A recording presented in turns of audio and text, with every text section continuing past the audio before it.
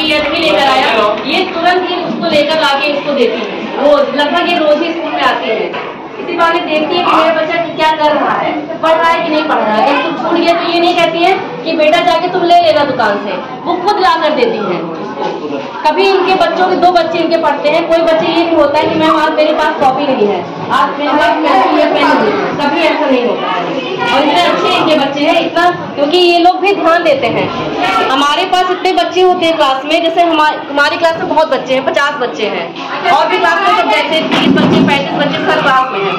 तो हम लोग को अकेले उतने बच्चों को देखना है, सारे बच्चों को बराबर ध्यान देना है। और आपके पास 1 ही या 2 ही बच्चा होता है, 1 या 2 बच्चे को देखना होता है, तो हम लोग जो ध्यान देते हैं, जो या काम देते हैं, कुछ बताते हैं, उसको घर पे बोलते हैं कि बेटा याद करके आना, पढ़ के आना, इस काम को करके आना। तो आप अगर पढ़ना नहीं जानते हो, आप क्यों उसको कॉपी लेके क्यों बैठ जाओ, उसको सामने आप बैठा दीजिए अपने सामने कि आज तुमको क्या काम मिला है, आज तुमने क्या पढ़ा है दिखाओ मुझे, या मेरे सामने बैठ के पढ़ो। कम से कम आपके सामने रहेगा तो कुछ पढ़ेगा, कॉपी लेके अगर बैठेगा तो पढ़ेगा।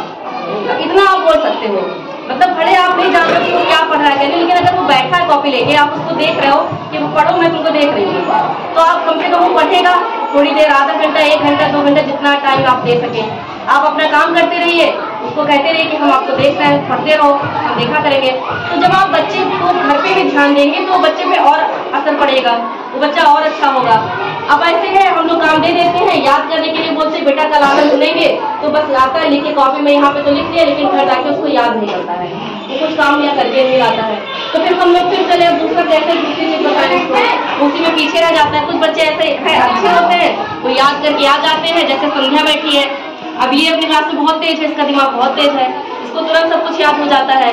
बाकी बच्चे नहीं याद करके आते हैं, आधा कैसे पढ़ाया जाए, आधा बच्चों को कुछ और पढ़ाया जाए, आधा बच्चों को कुछ और पढ़ाया जाए, तो ये सब दिक्कत होती है हम लोग को। तो ये आप लोग से थोड़ी प्रार्थना है कि मतलब थोड़ा घर पे बच्चों को ध्यान दिया करें, थोड़ी देर बच्चों को लेके बैठा करें, सामने बैठ के पढ़ाया करें, साफ सफाई पे विशेष ध्यान दिया करें। बच्चे नहा के रोज आए, गर्मी का मौसम है, वैसे ही रोज इतना नहा के इतना पसीना होता है। तो कुछ बच्चे जो होते हैं, जो ये मैडम जी बदबू करत है, मैडम जी इनके लगे ना बैठ पे, ऐसा होता है। तो ऐसा ना हो कि उनके पास बैठ, मतलब बच्चे मना करें बैठने में। कुछ बच्चे बोलते बहुत शैतानी गाली बकते हैं, जैसे सर ने कहा कि गाली सुनते हैं वो आके यहाँ बोलते हैं, तो बहुत खराब लगता है। हम लोग डांटते, ये सब घर से ही सीखते हैं, यहाँ थोड़ी सीखते हैं। हम लोग तो गाली नहीं बकते यहाँ पे आके, तो हम लोग से नहीं सीखते हैं, वो घर पे ही सीखते हैं। उनके घर का माहौल ऐसा होता है, कोई कहीं ना कहीं सुनते हैं, उनके माँ बाप ये बोलते हैं, या घर वाले अगल बगल वाले बोलते हैं, तो वहीं से कहीं ना कहीं वो सुनते हैं, सीखते हैं।